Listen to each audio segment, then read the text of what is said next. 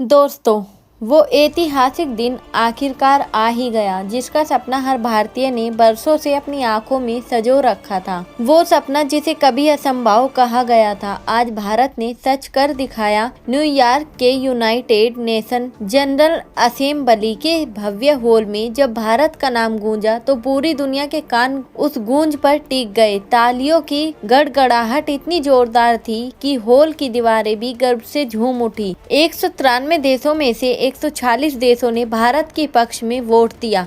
सोचिए जरा वो नजारा कितना गर्व से भरा होगा जब पूरी दुनिया भारत के नाम पर एक सुर में ताली बजा रही थी।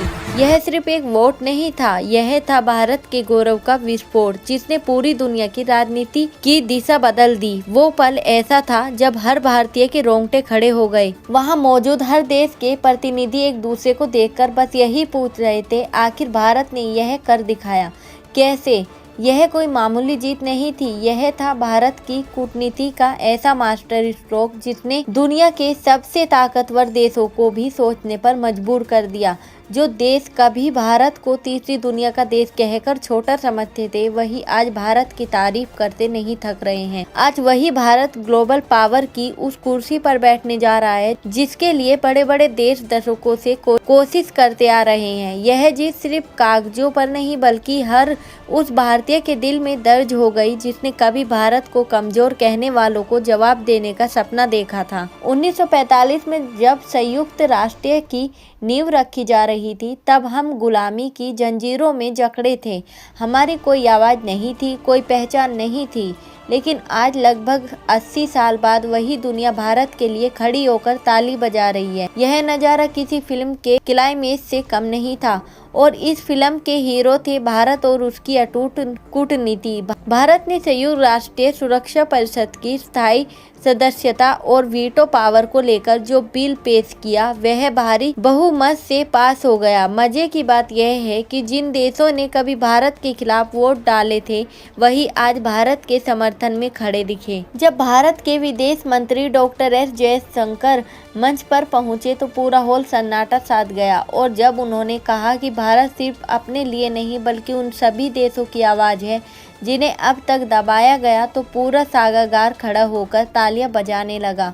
वो भाषण नहीं था, वह भारत की आत्मा की गर्जना थी। जयशंकर के हर शब्द में आत्मविश्वास था, हर लहजे में आग थी और हर बात में एक नई भारत की झलक थी।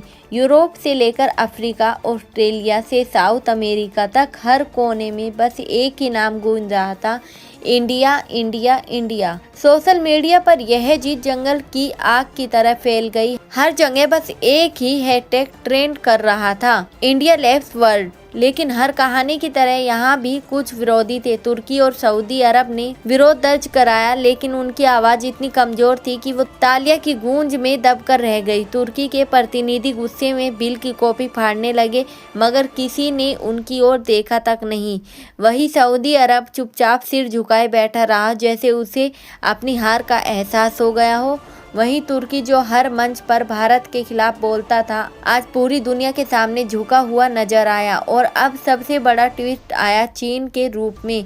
जी हाँ, वही चीन जो हमेशा भारत के खिलाफ खड़ा रहता था, इस बार भारत के समर्थन में दिखा। चीन ने कहा, भारत एशिया की सच्ची आवाज है और भारत के बिना संयुक्त राष्ट्र अधूरा है। सुनने में अजीब लगता है, लेकिन यही सच था। जिसने दशकों तक भारत को रोकने की कोशिश की, आज वही कह रहा है कि भारत के बिना दुनिया अधूरी है। यह कूटनीति नहीं, करिश्मा था भारत की डिप्लोमेटिक जीत। अब भारत किसी के दबाव में नहीं झुकता, बल्कि दुनिया को अपने प्रभाव में रखता है। और अब सबसे बड़ा सवाल, क्या भारत को आखिरकार वीटो पावर मिल गई है? दोस्तों, यही तो वो पल था जिसका इंतजार हर भारतीय को था। वीटो पावर, वो शक्ति जो पूरी दुनिया की राजनीति को हिला देती है। अब तक सिर्फ अमेरिका, रूस, चीन, ब्रिटेन और फ्रांस के पास यह अधिकार था और अब इस सूची में भारत का नाम दर्ज हो चुका है। अब भारत किसी का मोहताज नहीं, अब दुनिया भारत की सुनेगी, चाहे बात तेल की हो, व्यापार की हो या सुरक्षा की। हर बड़े फैसले में भारत की राय निर्णायक होगी। जब कश्मीर पर कोई बोलेगा, भारत एक शब्द कहेगा, वीटो, और मामला खत्म। जब पाकिस्तान आतंकवादियों को बचाने की कोशिश करेगा, भारत कहेगा रद्द करो, और पूरी दुनिया उसकी बात मानेगी।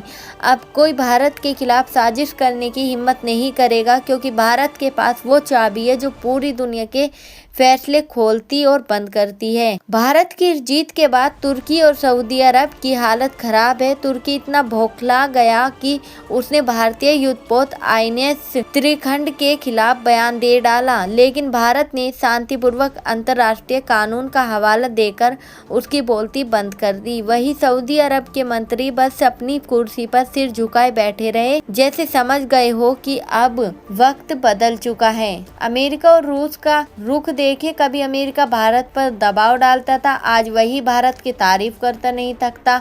रूस तो हमेशा से भारत का सच्चा दोस्त रहा है और उसने सबसे पहले भारत की स्थानीय सभ्यता का समर्थन किया। तो दोस्तों, अगर ऐसी सच्ची जानकारी आप पाना चाहते हैं तो हमारे चैनल को सब्सक्राइब जरूर कीजिएगा।